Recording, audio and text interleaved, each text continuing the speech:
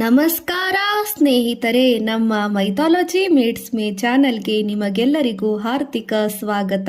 ಭಾರತೀಯ ಸಂಸ್ಕೃತಿಯಲ್ಲಿ ಹಬ್ಬಗಳು ಕೇವಲ ಆಚರಣೆ ಮಾತ್ರವಲ್ಲ, ಅವು ಧರ್ಮ, ಜೀವನದ ತತ್ವ, ಕಾಲಚಕ್ರ ಮತ್ತು ಮಾನವ ಮೌಲ್ಯಗಳನ್ನು ಕಲಿಸುವ ಮಹಾಪಾರಂಪರಿಕ ಸಾಂಪ್ರದಾಯಿಕ ಹಬ್ಬ. ಇಂದು ನಾವು ತಿಳಿದುಕೊಳ್ಳುವುದು ಯುಗಾದಿ ಮತ್ತು ಪಾಡ್ಯ ಅಮಾವಾಸ್ಯೆಯ ಮಹಿಮೆ ಬಗ್ಗೆ.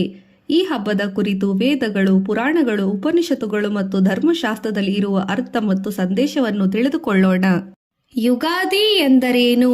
ಯುಗಾದಿ ಎಂಬ ಪದವು ಸಂಸ್ಕೃತದ ಯುಗ ಮತ್ತು ಆದಿ ಎಂಬ ಪದಗಳಿಂದ ಬಂದಿದೆ, ಅಂದರೆ ಹೊಸ ಯುಗದ ಆರಂಭ. ಭಾರತೀಯ ಪಂಚಾಂಗದ ಪ್ರಕಾರ ಚೈತ್ರ ಮಾಸದ ಶುಕ್ಲ ಪಕ್ಷದ ಮೊದಲ ದಿನ ಯುಗಾದಿ ಎಂದು ಆಚರಿಸಲಾಗುತ್ತದೆ.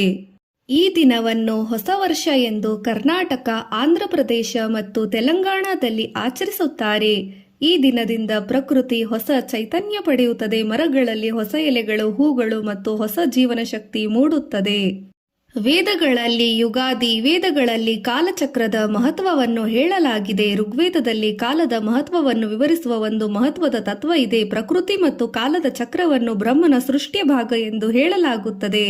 ಸೃಷ್ಟಿ, ಸ್ಥಿತಿ ಮತ್ತು ಲಯ ಈ ಮೂರೂ ಪ್ರಕ್ರಿಯೆಗಳು ಜಗತ್ತಿನ ಶಾಶ್ವತ ನಿಯಮ. ಯುಗಾದಿ ದಿನ ಹೊಸ ಸೃಷ್ಟಿ ಆರಂಭದ ಸಂಕೇತ ಎಂದು ಪರಿಗಣಿಸಲಾಗಿದೆ. ಪುರಾಣಗಳಲ್ಲಿ ಯುಗಾದಿ ಪುರಾಣಗಳ ಪ್ರಕಾರ ಈ ದಿನವೇ ಬ್ರಹ್ಮದೇವರು ಸೃಷ್ಟಿಯನ್ನು ಆರಂಭಿಸಿದರು. ವಿಶೇಷವಾಗಿ ಬ್ರಹ್ಮ ಈ ದಿನ ಕಾಲಚಕ್ರವನ್ನು ಪ್ರಾರಂಭಿಸಿದನು ಎಂದು ಹೇಳಲಾಗಿದೆ. ಬ್ರಹ್ಮಾಂಡ ಪುರಾಣ, ಭವಿಷ್ಯ ಪುರಾಣ ಮತ್ತು ಪದ್ಮ ಪುರಾಣಗಳಲ್ಲಿ ಈ ದಿನದ ಮಹತ್ವವನ್ನು ವಿವರಿಸಲಾಗಿದೆ. ಈ ದಿನದಿಂದ ಕಲಿಯುಗದ ಕಾಲಗಣನೆ ಕೂಡ ಪ್ರಾರಂಭವಾಯಿತು ಎಂದು ಕೆಲವು ಶಾಸ್ತ್ರಗಳು ಹೇಳುತ್ತವೆ. ಪಾಡ್ಯ ಅಮಾವಾಸ್ಯೆ ಎಂದರೇನು? ಪಾಡ್ಯ ಅಮಾವಾಸ್ಯೆ ಎಂದರೆ ಚೈತ್ರ ಮಾಸದ ಮುಂಚಿನ ಅಮಾವಾಸ್ಯೆಯ ದಿನ. ಈ ದಿನವನ್ನು ಪಿತೃಗಳಿಗೆ ಅರ್ಪಣೆ ಮಾಡುವ ಪವಿತ್ರ ದಿನ ಎಂದು ಪರಿಗಣಿಸಲಾಗಿದೆ.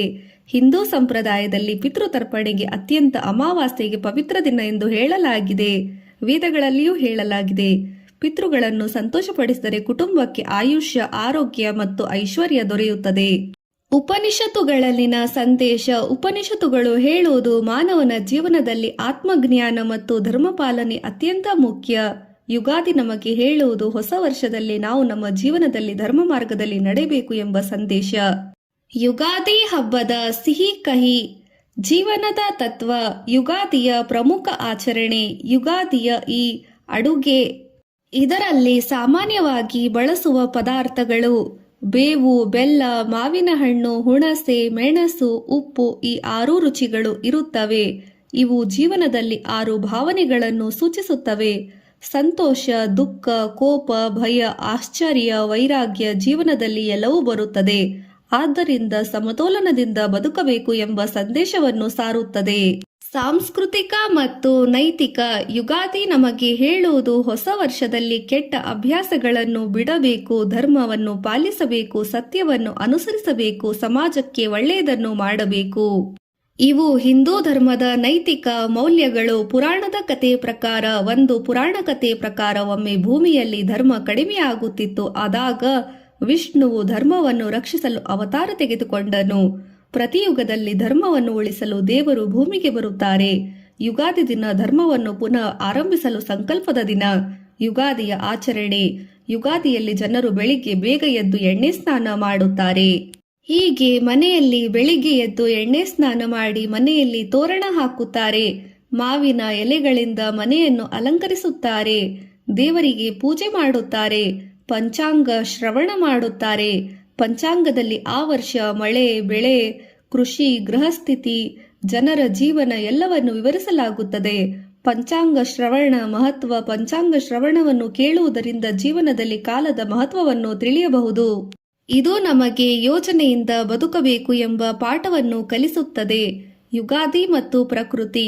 ಯುಗಾದಿ ಹಬ್ಬ ಪ್ರಕೃತಿಯೊಂದಿಗೆ ನಮ್ಮ ಸಂಬಂಧವನ್ನು ತೋರಿಸುತ್ತದೆ. ಮರಗಳು, ಹೂವುಗಳು, ಹಣ್ಣುಗಳು ಇವೆಲ್ಲವೂ ಜೀವನದ ಚಕ್ರವನ್ನು ನೆನಪಿಸುತ್ತದೆ. ನೈತಿಕ ಕತೆ. ಒಂದು ಸಣ್ಣ ಕತೆ ಇದೆ. ಒಬ್ಬ ರಾಜನು ಪ್ರತಿ ಯುಗಾದಿ ದಿನ ತನ್ನ ಪ್ರಜೆಗಳ ಸಮಸ್ಯೆಗಳನ್ನು ಕೇಳುತ್ತಿದ್ದ.